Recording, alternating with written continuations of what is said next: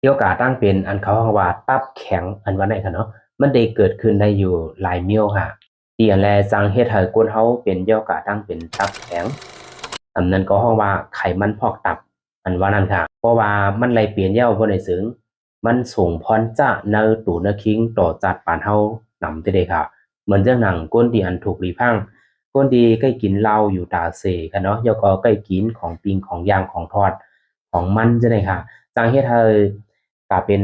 ไขมันที่จับจอมตับค่ะเนาะเพราะว่ามันจับจอมตับยาวไหนก็ไม่มือมันจับน้ำหนักค่ะเนาะอีตับเฮาคาจังจับกว่าหอยเย็นหอยเจ็บหอยเย็นมือมันมีหอยเจ็บหอยเย็นหนำๆเนี่ย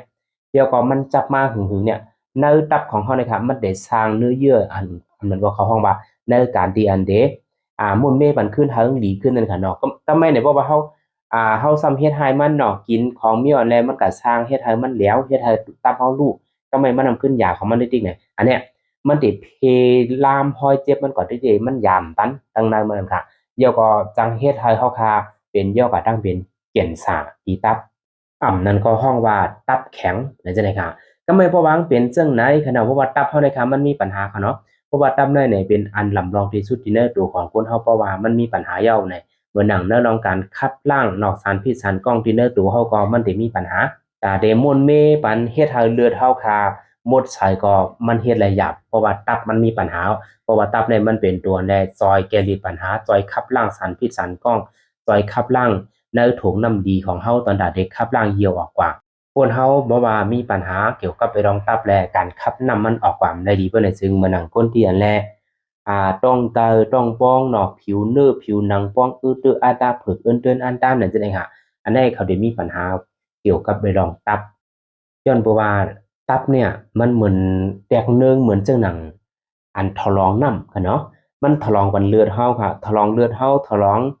น้ำที่เฮาพากินลงกว่าซะเนี่ยตอนดาดเดียวกันเร่งปันเนื้อตัวเนื้อคิงของเฮาทั้งเสียงนั่นเพราะว่ามันทะลองปันได้ดีเย้าบ่ได้ถึงปัญหาย่อกาที่ซ่อมมาก็เหมือนจังหนัง thôi giờ dạpไขมัน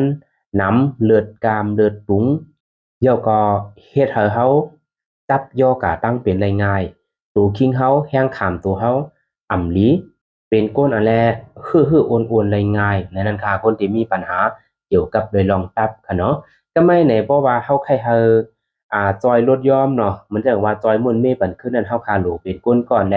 ใกล้ออกเอ็นแห้งค่ะเนาะแล้วก็ใกล้ลดยอมการกินเหมือนจะน่ะเฮาพยายามกินเหล้า กูวันเนี่ยก็ลดย่อมลองเราลองเบียร์ลงอะเนาะแล้วก็ลดย่อมในรองการกินของปีนของยางอันทอดอันมันอันนี้ก็เตดจอยในต่างหนึ่งนะครับตอนตาเดเฮ็ดให้ตับของเฮาค่ะไหลมีข้าวยามมนเมในตูของเฮานั่นค่ะก็ไม่เนี่ยเพราะว่าเฮาค่ะเด็กให้เฮาเอาไขมันที่อันจับจอมตับออกเนี่ยในการวิจัยทบว่าในเฮ็บถังเช่า มันได้มีอันชื่อว่าพาโวน้อยเนี่ยค่ะที่อยู่ในเฮ็บถังเช่าค่ะเนาะอันนี้ค่ะมันมีหน้าที่ค่ะเนาะช่วยขับล้างไขมันที่อยู่ซ้อมในตับในเลือดของเฮาออกปันนะคะเพราะฉะนั้นในตาเดียวออกนั่นในเฮาคากินบันค่ะเนาะเฮ็บถังเช่าตอนใดได้หลุดเอายายเอาไขมันอันกะจับปีตับของเฮานั่นออกนั่นค่ะเรียกว่าเฮาคาลูกกำดังกินจ้อมค่ะเนาะกำดังกินจ้อมลดยอมอันปิ้งอันทอดอันเขาเรียกว่าอันไหม้อันมันหวานเนี่ยจังได๋ค่ะ อันนี้ก็ได้เฮ็ดให้เราค่ะมีอายุอาศัยอยู่กว่าจอมลูกจอมหลานไรข้าวยาวเนี่ยนั่นค่ะเพราะว่าเราค่ะลืมลาปันปับในตัวของเราดีหลีอะเนาะ